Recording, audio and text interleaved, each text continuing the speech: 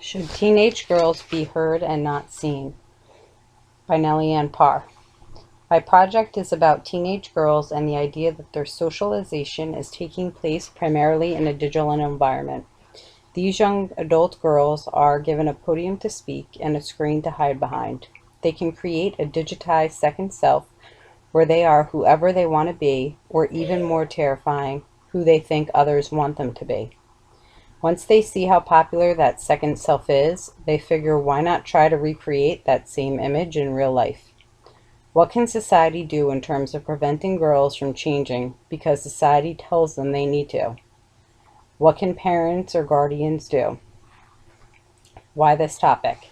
My issue with the idea of teens on social media is the thought that they feel like they need to change certain aspects about themselves because they aren't special in the eyes of society.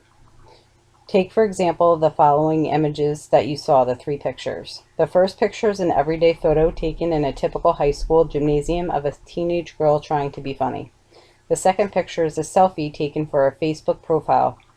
The third and most recent picture is a selfie taken of the same girl from photos 1 and 2. The girl just now lives in Florida. This girl is related to me, so I think that she is beautiful in all 3 pictures because she is a special person. If I didn't know her, I would think that society has made her more conscious of the way that she looks and consequently more flaunting of her most recently super skinny self. The following statistics were from a YouTube video titled Media and Its Impact on the Self-Esteem of Teenage Girls.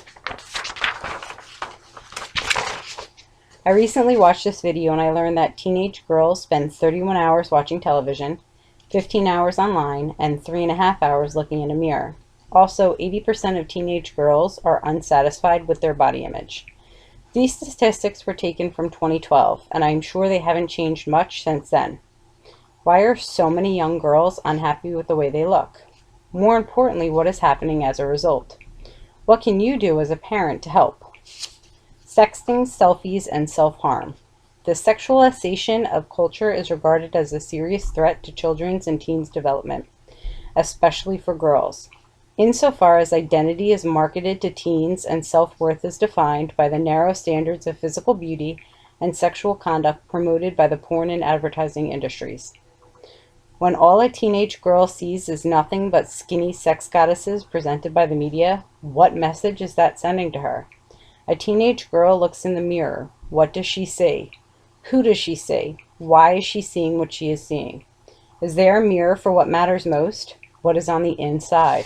How can we help these girls adjust their mirrors so that they can see what is on the inside as well as what is on the outside? Teens and privacy. Privacy for teens is not about how much information they are revealing about themselves. It is about saving face and avoiding embarrassment in front of peers. For a teen, their potential audience can include friends of friends, college admissions officers, prospective employers, or teachers. The challenge lies in monitoring privacy settings so that information and images stay within a trusted circle of friends. Also, knowing when and what information and images to share, or in most cases, not to share. What role can and should parents play? Parents need to understand how and why adolescents interact with social media, as well as the associated risks and benefits. 20% of teens have received or sent sexually explicit images or messages. Conversations need to take place explaining to young teenage girls on what sexting is and what happens once a sexually revealing image is sent. It takes just one person to make that image a public one for the world to see, and once it is seen, it is pretty hard to unsee. 3 additional resources for parents are healthychildren.org, commonsensemedia.org, and safekids.org. Conclusion. Teenage girls need to be proud of who they are and focus on what they think is special about them. Less time should be spent posting minute-by-minute updates. More time should be spent learning about yourself. And that is how you should define your beauty. 30 years from now, it won't matter what shoes you wore, how your hair looked, or what jeans you bought. What will matter is what you learned and how you used it. Be the best version of yourself. Then you will know what true beauty is.